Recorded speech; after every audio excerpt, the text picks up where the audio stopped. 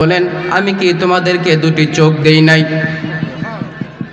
ওয়াল লিসানা ওয়া শাফাতাইন, আমি কি তোমাদেরকে জিহ্বা দেই নাই? ওয়া শাফাতাইন, তোমাদেরকে দুটি ঠোঁট দেই নাই? দেন না আল্লাহ? আমি কি তোমাদেরকে দুটি ঠোঁট দেই নাই? আমি কি তোমাদেরকে জিহ্বা দেই নাই?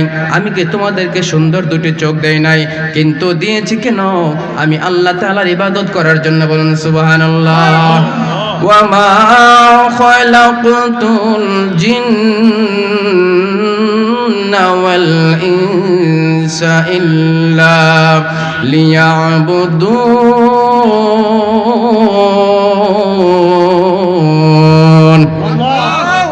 আল্লাহ রাব্বুল আলামিন মহাগ্রন্থ আল কোরআনুল কারীমের মধ্যে বলেন, ওয়ামা খালাকতুল জিন্না ওয়াল ইনসা ইল্লা লিয়াবুদুন, আমি শুধুমাত্র মানুষ এবং জিনকে সৃষ্টি করেছি আমি আল্লাহ তাআলার ইবাদত বন্দেগী করার জন্য। চিৎকার দিয়ে বলি সুবহানাল্লাহ। ইবাদত শুধু আল্লাহর হবে, বন্দেগী হবে শুধুমাত্র আল্লাহ তাআলার, খেদমত হবে মা বাবার, মহব্বত হবে আমার নবী মুহাম্মদ সাল্লাল্লাহু তাআলা আলাইহি সাল্লামের সাথে। ঠিক কিনা বলেন? নবীর ছাড়া কোনো উপায় নাই, নবী ছাড়া। ওরে ভালোবাসার জায়গা মদিনা, ভালো লাগার জায়গা মদিনা। বলেন ভালোবাসার জায়গা মদিনা, ভালো লাগার জায়গা মদিনা। এত সুন্দর জায়গা কোথাও পাবে না, এত সুন্দর জায়গা কোথাও পাবে না। সাজিয়েছেন আল্লাহ রব্বানা ভালোবাসার জায়গা মদিনা। বলেন ভালোবাসার জায়গা মদিনা, ভালো লাগার জায়গা মদিনা। আল্লাহ রাব্বুল আলামিন মহাগ্রন্থ আল কোরআনুল কারীমের মধ্যে ঢাক দিয়ে বলেন, মাইয়ুতুর রাসূল ফাকাদ আল্লাহ, যে রাসূলকে মানলো সে আল্লাহকে মানলো, যে রাসূলকে ভালোবাসলো সে আল্লাহকে ভালোবাসলো, যে রাসূলকে খুঁজলো সে আল্লাহকে খুঁজলো, যে রাসূলকে দেখলো মতান্তরে সে আমার আল্লাহ তাআলাকে দেখে বলল সুবহানাল্লাহ। আর যে ব্যক্তি রাসূলকে রাসূলের সাথে দুশমনি করলো, শত্রুতা করলো, রাসূলের সাথে যে ব্যক্তি শত্রুতা করলো, পক্ষান্তরে রাসূল নয় আমি আল্লাহ তাআলার সাথে শত্রুতা করলো। ঠিক কিনা বলেন? রাসূল যেখানে আমরা সেখানে, রাসূল যেখানে আমরা সেখানে। ঠিক কিনা বলেন? রাসূল ছাড়া কোনো উপায় নাই। আপনি মরণে যাবেন রাসূল আসবে, কবরে যাবেন রাসূল আসবে, ছবি নাই নবী আসবে, ছবি নাই নবী আসবে, ছবি নাই নবী আসবে। ঠিক কিনা বলেন? যারা বলে কবরে নবীর ছবি আসবে, নাউজুবিল্লাহ বলেন। আমার নবীর ছবি কোন ছায়া আল্লাহ দুনিয়াতে দেয় নাই। কেন দেয় নাই? দুনিয়াতে যদি আল্লাহ নবীর ছায়া থাকতো, ছায়ার মধ্যে ভুলেও কোনো না কোনো মানুষের পায়ে পা পড়ে যেত, রাসূলের পায়ের মধ্যে মানুষের ছায়া পড়বে, জীবজন্তুর ছায়া পড়বে, আল্লাহর সহ্য হয় না। আল্লাহ এমন ভাবে রাসূলকে বানাইছে যে রাসূলের কোনো ছায়া পর্যন্ত জমিনে ফেলতে দেয় না আল্লাহ। ঠিক কিনা বলেন? আর তারা বলে কি কবরে নাকি নবীর ছবি যাবে। বলো নাউজুবিল্লাহ। নয়, কবরের ছবি যাবে না। মান হাজার রাসূল, এই ব্যক্তিকে, এই ব্যক্তি সম্পর্কে তুমি কি বলতে, এই ব্যক্তি সম্পর্কে তোমার কি ধারণা ছিল, এই ব্যক্তি সম্পর্কে দুনিয়া তুমি কি বলতা, কি বিশ্বাস পোষণ করতা, কি তোমার ধারণা ছিল, কি মানুষকে বললে বেড়াতা, এখন তোমাকে বলতে হবে। ঠিক কিনা বলেন? এখন তোমাকে বলতে হবে এই ব্যক্তি সম্পর্কে তোমার ধারণা কি ছিল। তুমি কইতারে যে আমার মতো রক্ত মাংসে করা দুশে কেন পারা। নাউজুবিল্লাহ কন্যা কুল ইন্নামা আনা বাশারুম মিসলুকুম, এক আয়াত পাইছে, অথচ এই আয়াতের মধ্যে রাসূলের শান আছে। সুবহানাল্লাহ। এই আয়াতের মধ্যে রাসূলের কি আছে? শান আছে। আল্লাহ কি বলছে? বাশার বলছে। বাশার মানে কি? কভার। কভার, বালিশ আর বালিশের কভার এক জিনিস না। বালিশটা এক জিনিস, কভারটা আরেক জিনিস। আল্লাহ রাসূলকে মানুষের মানবের সুরত দিয়ে দুনিয়াতে পাঠাইছে, কিন্তু ভিতরে কি আছে? নূর। কত জাআকুম মিনাল্লাহি নূর, এই মাত্র তোমাদের কাছে নূর পাঠাইলাম। সরাসরি কোরআন আয়াত। কোরআনে কি আয়াত? তাহলে কবরে থাকবেন নবী, ছবি নয়। হাসরে থাকবেন নবী, ছবি নয়। কবরে যাবেন নবী, হাসরে যাবেন নবী, মিজানে যাবেন নবী, ফুলসিরাতে যাবেন নবী। মান আহাব্বা সুন্নতি ফাকাদ আহাব্বানি ওয়া মান আহাব্বানি কানা মাইয়া ফিল জান্নাতি।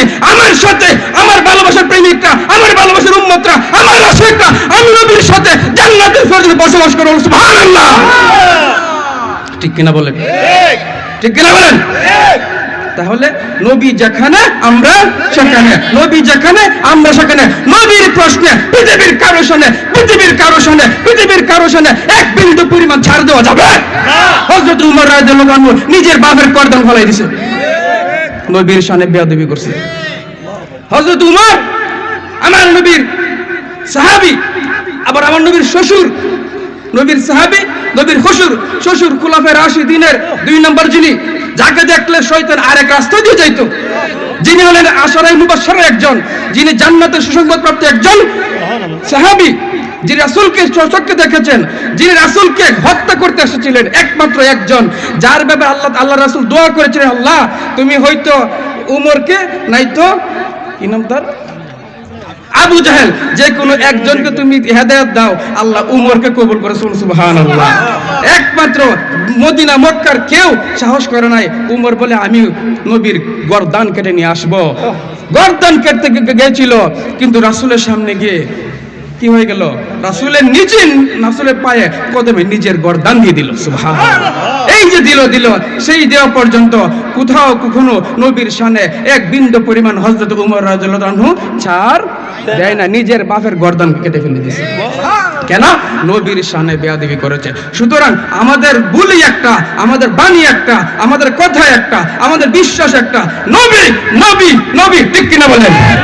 নবী তুমি আমার হয়ে যাও, বলেন নবী তুমি আমার হয়ে যাও, তুমি আমার, আমি তোমার একবার দেখা দাও, তুমি আমার, আমি তোমার একবার দেখা দাও, নবী তুমি আমার হয়ে যাও, নবী তুমি আমার হয়ে যাও। এই রাসূলকে দেখলে জান্নাত ওয়াজিব হয়ে যায়। কয়দিন আগে এক পাগলে কয় রাসূলকে দেখলে নাকি জান্নাত ওয়াজিব হয় না, এইগুলো নাকি কোরআনে হাদিসের মধ্যে নাই, বলেন নাউজুবিল্লাহ। এইগুলোর তলা নাই, তলা ছাড়া মৌলবী, তলা ছাড়া। ওই যে এক মহিলা ছিল, ওই মহিলার একটা কি শ্বশুর শাশুড়ির একটা কি বৌমা ছিল, বৌমারে বলছে কি তুমি কি নিয়ে আসো, 1 টিল্লা পানি নিয়ে আসো। খাটো মহিলা গেছে পানি আনতে গিয়া কলসির মধ্যে চাপ দেয়, কলসির মধ্যে দেখতে গেছে পানি কতটুক, দেখতে গিয়া নাকফুলটা পড়ে গেছে। মহিলা বাইকটা নাকফুল খুঁজে শুধু হাত কলসির তলার মধ্যে হাত যায় না। এখন মহিলা কয় যে ওই কলসির তলা নাই। কিতা কয়? আসলে কলসির তলা আছে, বিটে যাওয়ার মতো যোগ্যতা নাই, ঠিক কিনা বলেন? রাসূলুল্লাহ, এই আহলে সুন্নাত ওয়াল জামাতের হক্কানি আলেমরা, হক্কানি পীর মুর্শিদরা, এরা নবীকে খুঁজে পেয়েছে। নবীর শান, নবীর মান, নবীর গুণগান আল্লাহ বেড়েছেন। ওয়ারাফানা লাকা যিকরাক, আল্লাহ বলেন রাসূল গো, আমি আপনার শান, আপনার মানকে আমি আল্লাহ বুলন্দ করে দিয়েছি। तमाम জাহানের কেউ সবাই মিলে যদি চেষ্টা করে, তুমি আল্লাহ রাসূল আপনার নবীর শান মানকে বিন্দু পরিমাণ কোনো ক্ষুণ্ণ করতে পারবে না, ঠিক কিনা বলেন? ওয়ারাফানা লাকা যিকরাক, আল্লাহ বলেন আমি বাড়াইছি। আল্লাহ যদি আল্লাহ যদি উন্নত করে, পৃথিবীর কোন মোল্লার কোন ক্ষমতা আছে কমাইবার? কোন বাদশার ক্ষমতা আছে কমাইবার? কের ক্ষমতা নাই। আল্লাহ সকলের ক্ষমতা শেষ করে দেবে, ঠিক কিনা বলেন? রাসূলের সম্মান কেন বাড়াইছে? রাসূলের সম্মান কেন দিছে? আল্লাহ উন্নত করেছে। আল্লাহ বাড়াইছে, আমরা কইলে দোষ, তাইলে তো আল্লাহর দোষ, পড়ে নাউজুবিল্লাহ। আল্লাহ বাড়াইছে, আল্লাহর দোষ না, আমরা কইলে দোষ। রাসূলের সম্মান আছে, ইজ্জত আল্লাহ দিছে তোমার দলে করে। তুমি যদি রাসূলের উম্মত হও, রাসূলের সম্মান আল্লাহ বাড়াই দিছে, তুমি তো খুশি হইতা। কি বলেন? আমার বাপ যদি প্রিন্সিপাল হয়, আমি খুশি হইতাম না? আমার বাপ হইলো সাধারণ শিক্ষক, হঠাৎ করে যদি সরকারে কি প্রিন্সিপাল বানাই দিলা, আমি খুশি হইতাম।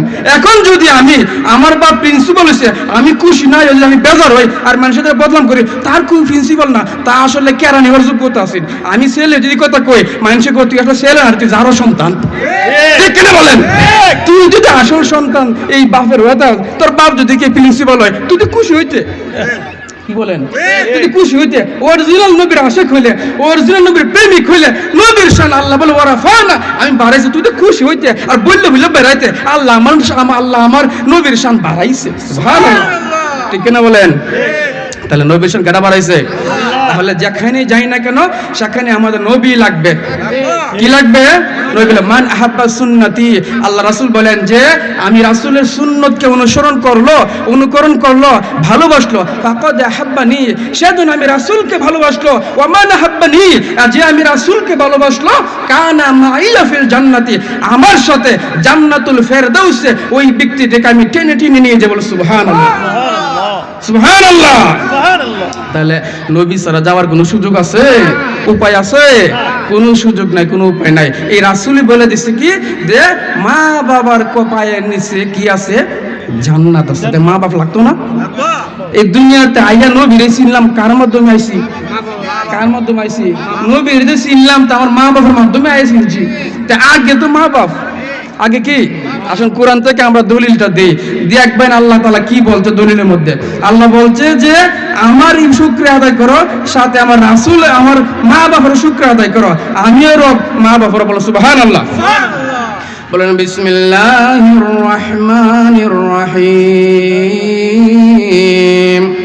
ووصينا الإنسان بوالديه حملته أمه وهنا على وهن وفصاله في عامين। তাফসীরে মাযহারের মধ্যে আছে কোরআন তেলাওয়াতের পরে যদি কোনো ব্যক্তি আল্লাহু আকবার ধ্বনি প্রকাশ করে, আল্লাহ যে জবান দিছে সেই জবান দিয়ে আল্লাহর ধ্বনি প্রকাশ করে, আল্লাহর বাণী শোনার পরে কান দিছে আল্লাহ, জবান দিছে আল্লাহ, এই ব্যক্তি আল্লাহর বাণী শুনে আল্লাহকে প্রশংসা জ্ঞাপন করে, আল্লাহর মহত্ব বর্ণনা করে, আল্লাহ একবার বলার কারণে 30,000 নাকি তার আমলের মধ্যে দান করে দেন। কয় হাজার? তো জুড়ে নাচতে وفصاله في عامين أن اشكر لي ولوالديك إلى المصير। বন্ধুরা আমার গভীর মনোযোগ, আল্লাহর রাসূলকে পাইতে হলে আবার মা বাপও লাগবে। মা বাপ ছাড়া কিন্তু আবার আল্লাহর রাসূলকে পাওয়া যাবে না। আল্লাহর রাসূলও কিন্তু মা বাপকে আদর করছে, বাপরে পাই নাই, মারে পাইছে, মারও 6 বছর পরে আর পাই নাই। হঠাৎ করে একদিন আমার রাসূলের কাছে এক মহিলা আসলো, এক বৃদ্ধ মহিলা আসলো। আমার রাসূল নিজের চাদরটা বিছাই দিয়েছে মাঠের মধ্যে, নিজের গায়ের চাদরটা মাটির মধ্যে বিছায় দিছে রে। সাহাবীরা তো অবাক হয়ে গেল, কোন মহিলা আসলো, ওই মহিলার কি এত সম্মান, রাসূল নিজের গায়ের চাদরটা নিজে বিছায়া দিছে। ওই মহিলাকে বসলো, মা আপনি বসুন। মহিলা বসলো, কতক্ষণ কথা বললো, আবার চলে গেল। এবার সাহাবীরা জিজ্ঞাসা করি, ইয়া রাসূলুল্লাহ ওই মহিলা কে ছিলেন, আপনি এত বেশি সম্মান দিয়েছেন? আল্লাহ রাসূল ডাক দিয়ে বলে, রে সাহাবী, এই মহিলা হইল আমি নবীর দুধমা হালিমাতুস সাদিয়া। দুধ মারে যদি রাসূল এত সম্মান দিয়া তাকে রে, আপন মা হইলে জন্মদারিণী গর্ভধারিণী মা ডারে ফাইলে রে, আমার রাসূল কি জানে করত রে। ঠিক কিনা বলেন? মা ওরে তুমি আমার আগে যেও না রে মোরে। ও আমি কেমন করে দেব মাটি,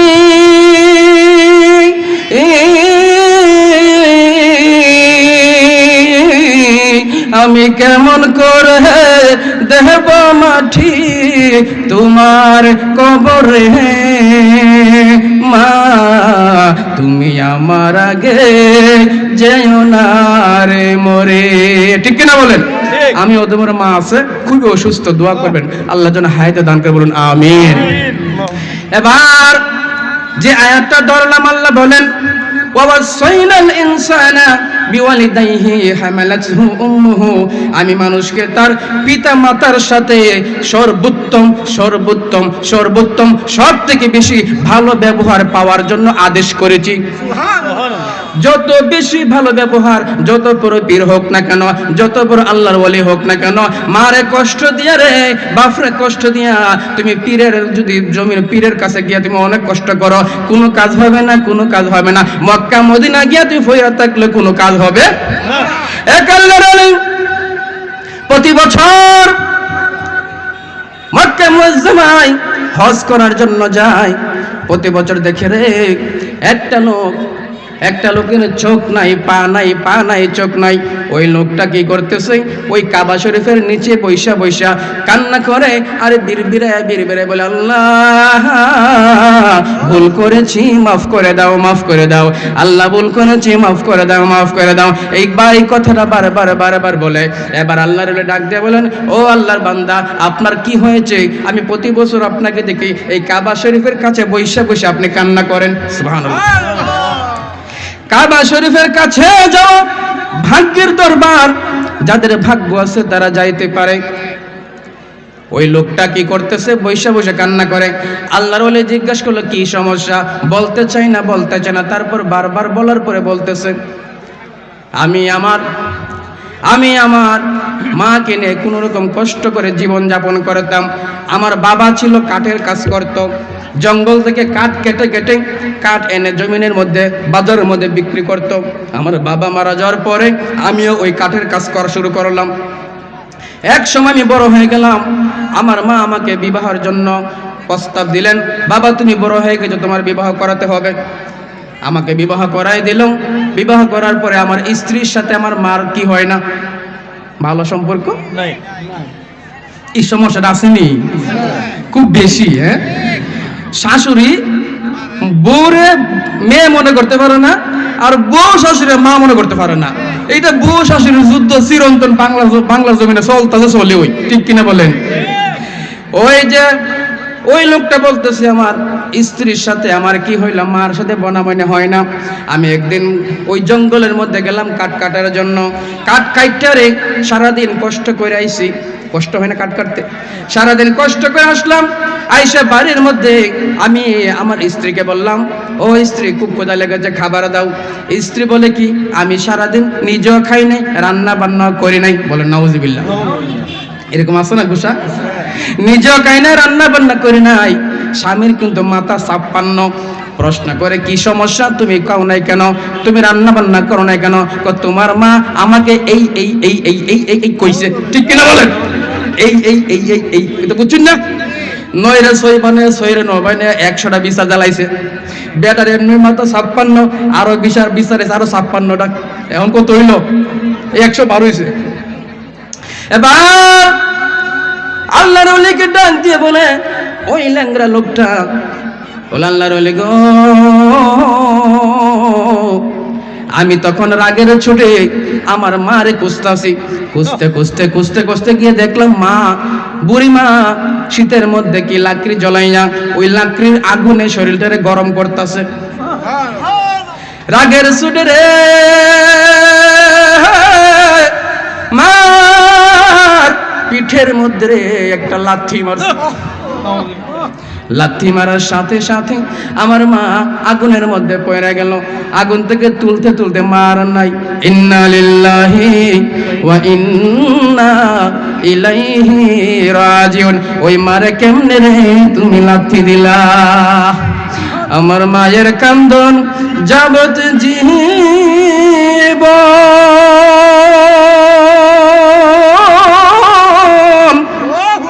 ওরে 2-4 মাস বোনের কান্দন রে।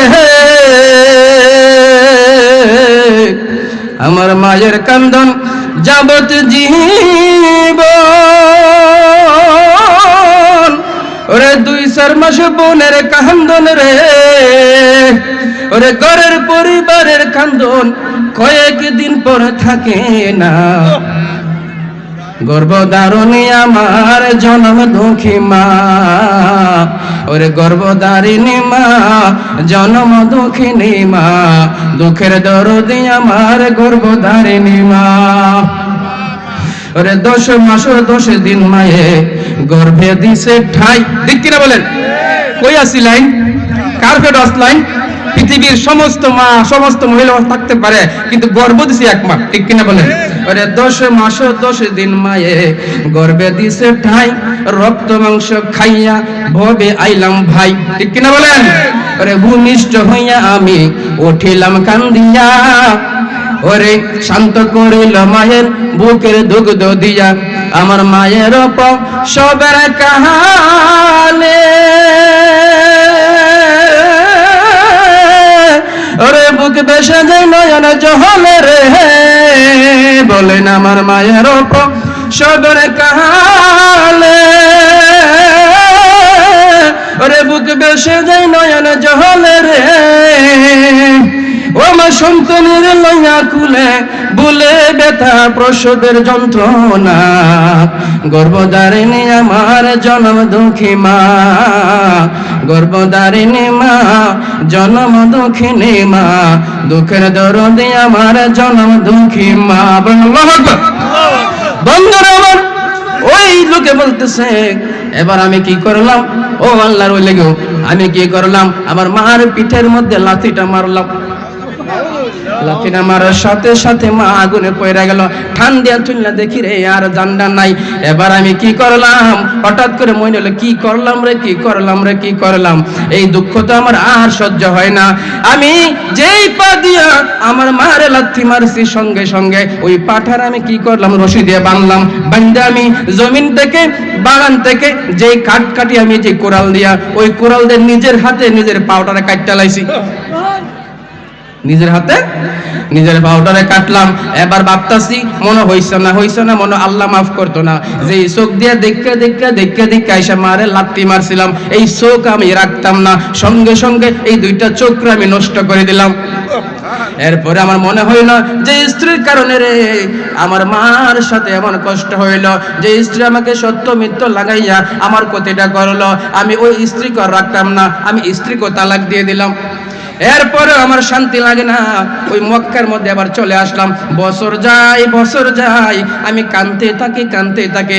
এখন পর্যন্ত আমার মন বলে রে আমার আল্লাহ মনে হয় আমারে মাফ করছে না।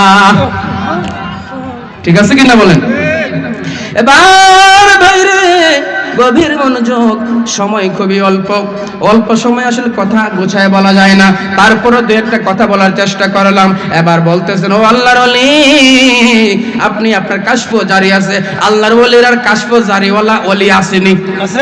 কাশফ জারিওয়ালা আল্লাহর ওলি জমিনে আসেনি? যতদিন পর্যন্ত একজন আল্লাহর ওলি জমিনে থাকবে ততদিন পর্যন্ত ওই আল্লাহর ওলির খাতিরে আল্লাহ আসমান থেকে বৃষ্টি নাজিল করবে।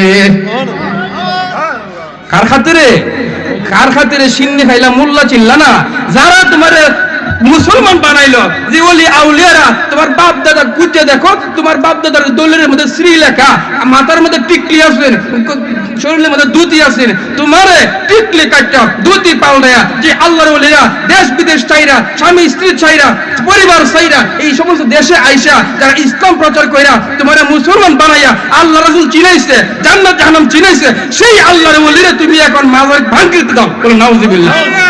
সেই আল্লাহর ওলিরা এখন কি মাজার ভাঙতে যায়? মোল্লা চিন্নি খাইলা যার ছিল মোল্লা চিনলা না, ঠিক কিনা বলেন? ওলিয়া উলিয়ার নজরে যেরকম হযরত বড় পীরের নজরে যেরকম চোর কুতুব হয়, ঠিক তেমনি ওলিয়া আল্লাহর নজরে হাজার হাজার আমলওয়ালা লোক কি হয়ে যায়, বেনিশ হয়ে যায়, ঠিক কিনা বলেন? আল্লাহ কোরআনে বলছেন যে আল্লাহর রাসূল আল্লাহর ওলিদের সাথে তারা দুশমনি করে, আমি আল্লাহ তাদের সাথে যুদ্ধ ঘোষণা করি। পৃথিবীর বুকে এমন কেউ আছে যে আল্লাহর সাথে যুদ্ধ করার মতো ক্ষমতা রাখে? আছে কে ক্ষমতা রাখে? পৃথিবীর বুকে কেউ নাই। আমাদের বাংলাদেশে এত বড় প্রেসিডেন্ট ছিল, প্রধানমন্ত্রী ছিল, এত ক্ষমতাধর, তারপরে তো জনগণের কাছে টিকতে পারে নাই। পারছে? তাহলে আপনি কি পারবেন? আল্লাহর হাতে পারবেন? কোনোদিন আল্লাহর হাতে পারা যাবে না। নমরুদ, সাদ্দাম, কারুন এরা কেউই পারছে না, আল্লাহরে হত্যা করতে চাইছিল, পারছে না। সুতরাং আল্লাহ বলে আল্লাহর ওলিদের সাথে যদি কেউ দুশমনি করে তাহলে আমি আল্লাহ নিজে তাদের সাথে আমি আল্লাহ নিজে কি করি, যুদ্ধ ঘোষণা করি। নাউজুবিল্লাহ। তাহলে কি আল্লাহ ওলি দরকার আছে কিনা? আল্লাহ ওলি আছে কিনা? এবার আসুন গভীর মনোযোগ। এবার আল্লাহর ওলিকে ডাক দেব, আল্লাহর ওলি, ও আল্লাহর ওলি গো, আপনার তো কাশফ জানি, আমি আপনাকে দেখে চিনতে পারছি, একটু যদি মুরাকাবায় বৈশা আমার আল্লাহর কাছে একটু যদি আপনি দরখাস্ত জানাইতেন, আমি যে এই অপরাধগুলো করেছি, এই অপরাধের আমি যে অপরাধগুলো করলাম আমার আল্লাহ কি আমাকে ক্ষমা করছে কিনা? সুবহানাল্লাহ বলেন। আমার আল্লাহ আমাকে ক্ষমা করছে কিনা জানতে চাই। এবার আল্লাহর ওলি মুরাকাবার মধ্যে বসে গেলেন। মুরাকাবার মধ্যে বৈশা আল্লাহর সাথে কানেকশন লাগাইবার ক্ষমতা আছে কিনা? আল্লাহর ওলিরা জমিনে থাকলে যে ক্ষমতা, আল্লাহ রাসূল বলেন ইন্তেকাল করার সাথে সাথে আল্লাহ 70 গুণ ক্ষমতা বাড়ায়া দেয়। আল্লাহর ওলি এবার কি করলেন, উনি মুরাকাবায় বৈশা গেলেন। মুরাকাবায় বৈশা উনি কি করলেন, চেষ্টা করতেছেন আল্লাহর সাথে যোগাযোগ করতে। ও আল্লাহ, আমি জানতে চাই এই মানুষটার অপরাধটা ক্ষমা হয়েছে কিনা। আল্লাহ তাকে জানাই দিছে কিসের মাধ্যমে? এলহামের মাধ্যমে।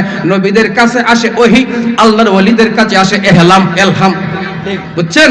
নবীদের কাছে আল্লাহ তাআলা কি পাঠায়? সরাসরি ওহী পাঠায়। আর আল্লাহর ওলিদের কাছে কি পাঠায়? এলহাম পাঠায়। এটা সত্য। এই আল্লাহর ওলিদের ক্ষমতা আছে, আলাদা জগৎ আছে, বিশাল জগৎ। এই জগৎ কিতাব দিয়ে পাওয়া যায় না। পৃথিবীর সমস্ত কিতাব পড়বেন, এই এলেম পাবেন না। এই এলেম আসে সিনা থেকে। সিনা কোত্থেকে আসে? সিনা। আপনি এই যে পীর সাহেবরা আছে সমস্ত, আলহামদুলিল্লাহ আমাদের আজকের মাহফিলটা অনেক বরকতময়। আমি নামটা বলার সুযোগ পাই নাই। প্রায় 7-8 জন পীরে কামেল আজকে মাহফিলে তাশরীফ আনবে, বলে সুবহানাল্লাহ। একটা মাহফিলে একজন পীর সাহেব দিয়ে একটা মাহফিল হয়, আর আজকের মাহফিলে তাহেরি সাহেব সহকারে প্রায় 7-8 জন পীর সাহেবের আগমন ঘটবে ইনশাআল্লাহ। এই মাহফিল থেকে আশা করি কেউ খালি হাতে ফিরে যাবে না, কেউ খালি হাতে ফিরে যাবে না ইনশাআল্লাহ, যেহেতু ওলিয়া উল্লাহর কদম পড়ে। তাহলে শুধু ওলিয়া উল্লাহ কি, তালেবে ইলম। শুনেন, তালেবে ইলম মানে যারা কোরআন শিখে, এরা যদি কোনো গুরুস্থানের পাশে যে হাইটটা যায়, এতে হাইটটা গেছে কোরআন শিখতো, মক্তবে পড়তো, এই যে হাইটটা গেছে, এর হাঁটার খাতিরে 40 দিন পর্যন্ত ওই কবরে আযাব আল্লাহ বন্ধ রাখে। সুবহানাল্লাহ। কি মনে করছেন? তালেবে ইলম আলিফ বা শিখতে হইছে। আলিফ বা শিখতে যে ছাত্রটা হাইটটা আসে, বুঝে না কুস্তা, আডে আর যায়, আর আলিফ বা কয়। এই সন্তানটা যদি কোনো আযাবওয়ালা কবরে পাশ দিয়ে হাইটটা যাওয়ার খাতিরে, তার কদমের খাতিরে আল্লাহ তাআলা কি করে দেয়? 40 দিন পর্যন্ত তার এই কবরে আযাব বন্ধ রাখে। সুবহানাল্লাহ। তাহলে আল্লাহর ওলির আপনি কি বুঝবেন? আল্লাহর ওলির দরবারে কুত্তারও দাম আছে, আল্লাহর ওলির দরবারে কুকুরেরও দাম আছে। এই জন্য আমাদের সম্পর্ক হবে আল্লাহর ওলিদের সাথে। আমরা সদা সর্বদা ওলিদের পক্ষে আছে কিনা বলেন? আছে কিনা বলেন? ওলি যেখানে, নবী যেখানে, ওলি যেখানে, ঠিক আছে কিনা? নামাজ যেখানে, মাশাআল্লাহ। আর চুরি যেখানে, সুদ যেখানে, ঘুষ যেখানে, মিথ্যা যেখানে, প্রতারণা, এগুলো চলবে না। এবার কাশফ সমাধান করে দিতেছে রে, 3-4 মিনিট শেষ করে দিই। কষ্ট হচ্ছে বাবা? কষ্ট হচ্ছে না তো? আসলে আমার দেহ অল্প সময়, গুড়াই গাড়ায় যে শুরু করতে শেষ হয়ে দেখা, বুঝতেন না আপনারা? এবার ও বন্ধুরে গভীর মনোযোগ। এবার কি করলেন? আল্লাহর ওলি কাশফ দিয়া আল্লাহর কাছ থেকে খবর পাইলেন কি কবরে মাফ করে নাই। চিন্তা করে দেখবেন, ওই যে কথাটা বলছিলাম শুরুতে, আপনি মা বাপের সাথে যদি আপনি অপরাধ কইরা থাকেন রে, মক্কা মদিনায় ফইরা থাকলো খান হইতো না। এবার ও বন্ধু, ওই আল্লাহর ওলি বলেন, বন্ধু রে এইখানে বসে থাকলে কোনো কাম হইতো না, বছরের পর বছর পয়রা থাকবা, এখানে মরলে তোমার কোনো কাম হইতো না। কি করতে হইব? চলো চলো চলো তোমার মার কবরে চইলা যায়। এবার মার কবরে চলে গেল।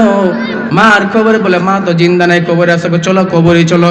কবরে গিয়া মার সাথে কানেকশন লাগাইছে, মার সাথে কানেকশন লাগাইছে রে। ও আল্লাহ রাসূল বলেছেন, একবার উমর রাদিয়াল্লাহু আনহুকে নিয়ে আল্লাহ রাসূল এক কবরের পাশে গেছিলেন। সমস্যা শেষ করে দিচ্ছি। তখন ওই কবর জিয়ারত করছিল আর বলছিল, এ আবু জাহেল, এই উতবা, এই সাইবা, এখন তো তোমরা কবরে ফারহাইতেছ। আর নবী কইতেছে, আমি তো কইছিলাম দিন সত্য, কোরআন সত্য, বিশ্বাস করো না, এখন বিশ্বাস কইছিনি।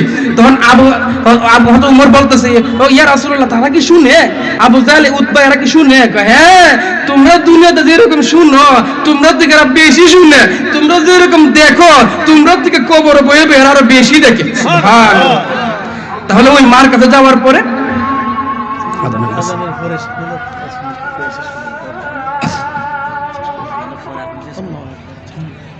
আমরা জবাব দিই।